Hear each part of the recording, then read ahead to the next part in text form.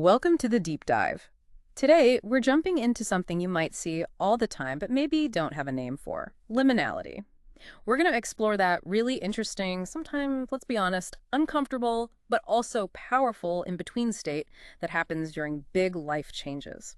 Our goal here is to unpack the insights we've gathered and give you a clear understanding of this idea and, how it actually plays out in your life. Yeah, it's definitely more than just an abstract idea. Think of it as a psychological space, maybe even existential, where you're not who you were, but you're not quite who you're becoming yet either. It's like standing on a threshold, literally. You've left one room, not quite in the next one. Yeah. That suspended moment, that's liminality. It's inherently a time of transformation.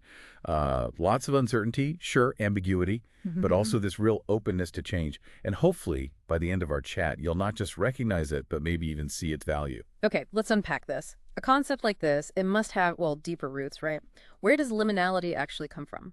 Our sources point back to anthropology, psychology, and this Latin word, limen. It's exactly, limen. It literally means threshold, a doorway. The term really took off in anthropology, thanks to Arnold van Gennep back in the early 1900s. And then Victor Turner really expanded on it later.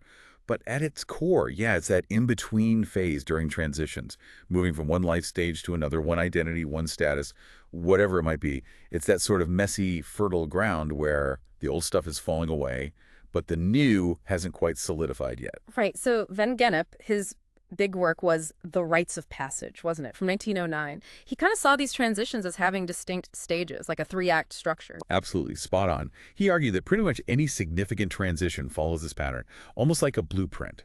First, there's separation.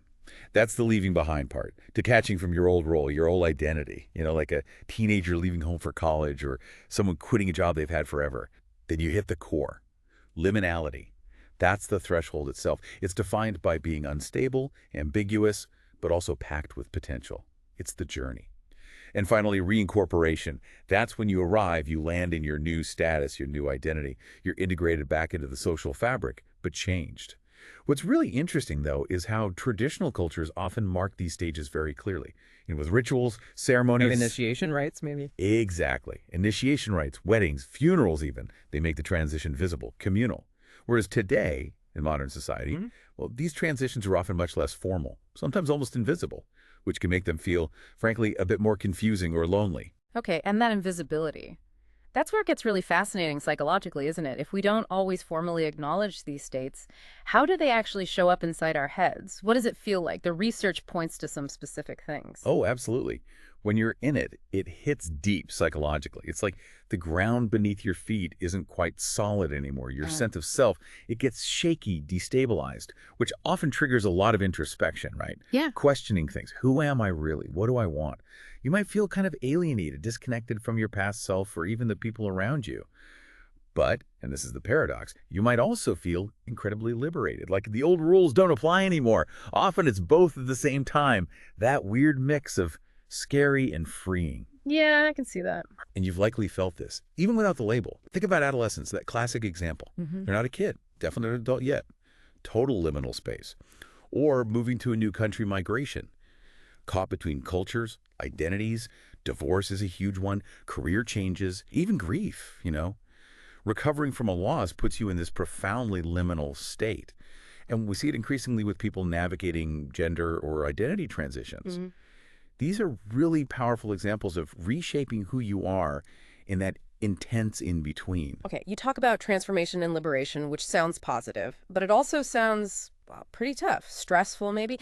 Is it really this double-edged sword? Did Van Gennep or later folks talk about the risks? It's definitely a dual thing, yes. A real balance, or maybe imbalance sometimes. On the plus side, there's enormous growth potential. It really can be a fertile time for creativity, for self-discovery, for real transformation. Because the old structures are loosened, new possibilities open up. New roles, new ways of thinking, new identities. They become genuinely available. That's the open possibilities part. But, and it's a big but, there's also a significant risk of crisis. All that uncertainty. It can easily tip into serious identity, confusion, anxiety, feeling completely unmoored. People might experience what some call existential drift, just feeling lost, directionless, disconnected from everything that used to anchor them. like being lost in limbo, truly. And you see this play out all the time. Teenagers wrestling with purpose, immigrants feeling stuck between worlds, people going through big spiritual shifts or midlife crises that just turn everything upside down. It's potent stuff. It can build you up in incredible ways, but it can also feel like it's pulling you apart. It really feels like something humans have always sort of known, though, even without the fancy term. It seems baked into our stories, our art. How does liminality show up culturally? That's a great point. It absolutely shows up everywhere, which tells you how fundamental it is. Think about mythology. So many hero stories involve entering a liminal space, right? A journey through a dark forest, a cave, maybe the underworld. Like Odysseus. Odysseus, yeah, or Persephone. They go into this other space, and they come out changed, transformed, often with new knowledge or power. And cinema uses it constantly. Films like Spirited Away, where the main character is literally between the human world and the spirit world. Or The Matrix being stuck between the fake reality and the real one. The Truman Show, too, living in that constructed world on the edge of realizing it. And literature. Well, Kafka's The Metamorphosis is maybe the ultimate surreal nightmare of being psychologically trapped in a liminal state, waking up utterly changed, no longer fitting in your own life. Wow, yeah. Why do these stories hit so hard? Because they tap into something universal, that feeling of being on the edge, in between realities, in between versions of ourselves. Okay, so putting it all together, if we find ourselves in one of these in-between spaces, which, let's face it, happens probably more often than we think, how can we navigate it? What can we actually do? What do the insights suggest? That's the key question, isn't it? How do we handle these periods, hopefully productively? The sources suggest a few things. One big one is leaning into rituals and community. Even if we don't have big formal ceremonies like in the past, things like therapy, support groups, even personal routines or mindfulness practices can act like modern rituals. They help structure the chaos, help process the change. Okay, that makes sense. Another really helpful tool is narrative making, basically telling your story, whether it's journaling, talking it through with friends, maybe even creative writing. Finding ways to frame your experience helps create coherence. It helps make sense of the in-between and shape your evolving identity. And maybe the biggest shift in perspective is seeing liminality not just as something to get through, but as a kind of sacred pause. A sacred pause, I like that. Yeah, it's like a necessary space for shedding the old before the new can fully form. Like the caterpillar in the chrysalis. It's not empty time. It's active internal work. Often uncomfortable, sure, but vital for transformation.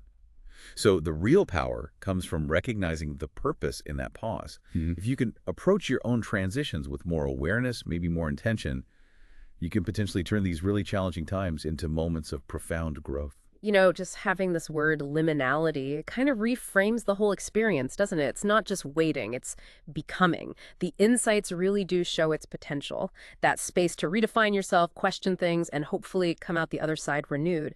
This has been incredibly illuminating. It really makes you think, doesn't it? And maybe this is the final thought for you, listening. Consider a time in your own life, maybe right now, maybe in the past, where you felt stuck in between. Looking back or looking at it now, do you recognize it as a liminal space? And what possibilities or maybe what challenges did it really hold? Because here's the question. How might truly understanding liminality change how you face the next big transition? Seeing not just as an end or a start, but as that rich, maybe messy, but ultimately fertile in between.